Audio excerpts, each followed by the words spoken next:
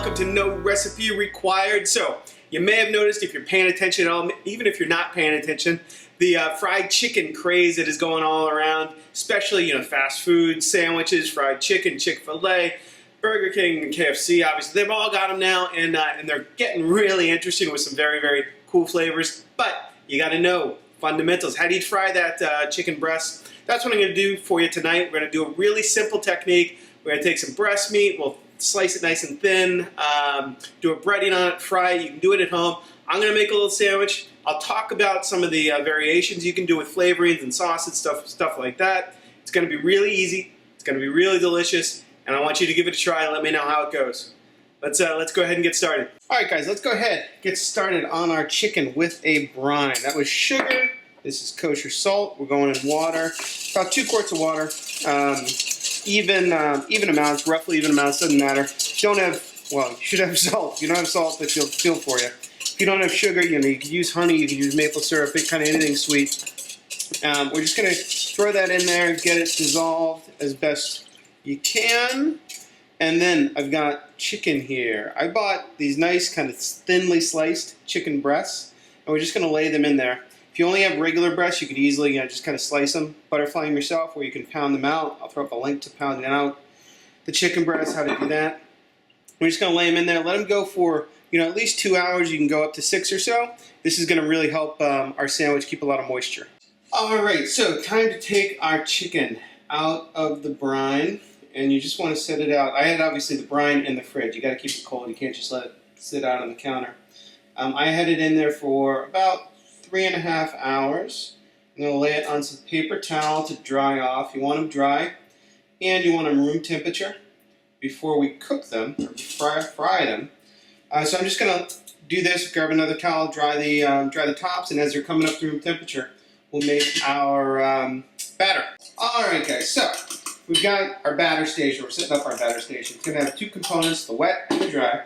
For the wet, I've got 2 eggs. And remember, I'm doing 3 chicken breasts here. I have enough for at least 3 sandwiches, maybe 2.5 sandwiches if you want to split it up. To that 2 eggs, I'm going to add a couple tablespoons of milk. Sorry, not milk, cream. Nice, rich flavor. You could use buttermilk as well. I think that would be super nice and add a little bit more flavor. And you want to mix that all up really well. So that was probably a 1/4 cup. You're just looking for something nice and loose. You don't want any stringy egg white components in there, so mix it super well. Then we've got our flour here. This is just plain old ordinary flour, about 1.5 cups. And I've got our spices. I've got some fresh ground black pepper and garlic powder, maybe a teaspoon, heaping teaspoon, and then a tablespoon of paprika and chili powder. I did a little research. This is, basically the spices that are in a certain fast food chain. We'll call them Fil A maybe. We're going to mix that up into our flour. You could go all kinds of different stuff in here, like Chinese 5-spice to make it a little Asian. You could go cumin to make it a little, Southwestern. Lots of different options. We're going to mix all that up. That's our seasoned flour. And then another idea I stole from the web is you drop a few drizzles of our mix in there. And again, just kind of toss this around. And this actually does make this a little bit clumpy, but that is going to help kind of give us more surface area, more crust on our breaded chicken. I'm going to let this just sit because I got another 5 or 10 minutes for our chicken to come up to room temperature. And this is also a good time to start our oil on the flame. All right, guys, it's time to start breading. But before I do, I forgot to put in some salt into our flour. That's an important ingredient, obviously, for the flavor of the coating. So let's get that salt in there. Again, about a tablespoon. I'm going to mix that, and then we've got our chicken. This is the plate. I'm going to put the coated chicken on. I've got our chicken, which is room temperature and dried. I'm going to go into our egg and cream wash, lift up, and just let a little bit of that excess drip off. Then I'm going to lay it down into our flavored powder. This is not powder. This is delicious flour coated yumminess. You really kind of want to pack it on there. Get it nicely coated. You could, if you really wanted to, you just leave it like this, or what you could do, shake off again, and you could go back into the flour. I think we're going to do one coat. Maybe we'll do one coat on this one. We'll do 2 coats on the next one. We'll just lay that down. We'll grab our next one. Your fingers, you know, if you get really good at this, a lot of professional chefs get so good they can keep one hand kind of just for the wet, one hand just for the dry. I frankly am not that good, and so what you end up is with kind of clumpy hands because the flour sticks to your hands and the egg sticks to your hands, and then you look, after 5 of these, you kind of can't even move.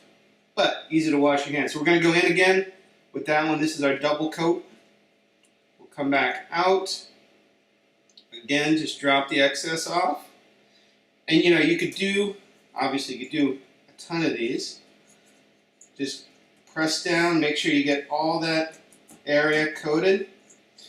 Let them sit. Yeah, I wouldn't do these more than like 10 minutes in advance. My oil's already going. I'm going to get my last piece of chicken done, and then we'll go fry these off.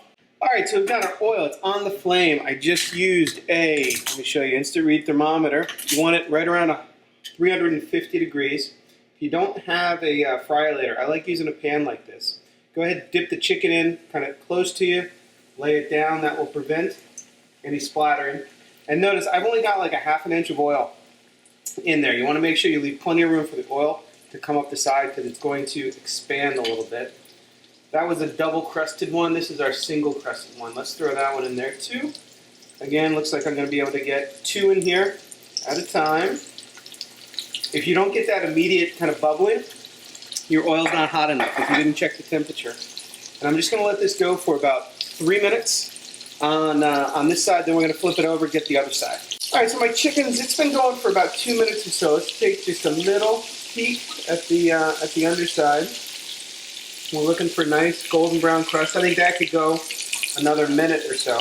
The other thing you got to note is when you add food to oil, it's going to cool the oil down, so you may have to turn the heat up a little bit to maintain that 350, 360 degree temperature. Alright, my chicken's been now cooking for about 4 minutes on that first side. You're going to turn it over. You got to really be kind of gentle. You don't want to splash oil at all. You could even, if you want to, be super careful. Pick it up, again, lay it down away from you.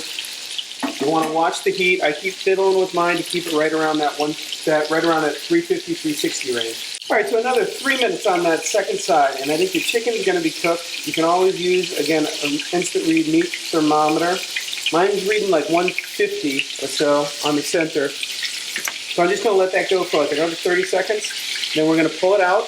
All right, time to pull out our chicken. Your timing, it's going to vary a little bit with how thick your chicken is, how hot your oil is. Just going to let the excess oil drip off. By the way, I'm using vegetable oil here. Peanut oil is a great frying oil. I'm going to take this other piece out there. That's our double stuffed one. A little bit of a plate with some paper towel to soak up the extra oil. I'm going to cook our third fillet. You got to let these rest for probably 5 minutes before we slice into them. All right, so while your chicken rests, if you want one of the nice, but admittedly kind of calorie-filled things you can do, throw a little butter in a non-stick pan. And if you're doing a sandwich like me, I've got a little pretzel bun here. Just go ahead and take the pretzel bun, lay it down right on top of the butter, and toast that underside for about 2 minutes in the butter. Gives it an awesome little crispy texture. All right, so here we've got our toasted bread. You can dress it however you want. You can throw all kinds of toppings on here. I'm going to throw a leg for a coleslaw that I think is awesome on this fried sandwich. That's our double. Double breaded. We'll throw maybe a couple pickles on there, tomato, a little bit of lettuce, some red onion, and I think that is a hell of a fried chicken sandwich.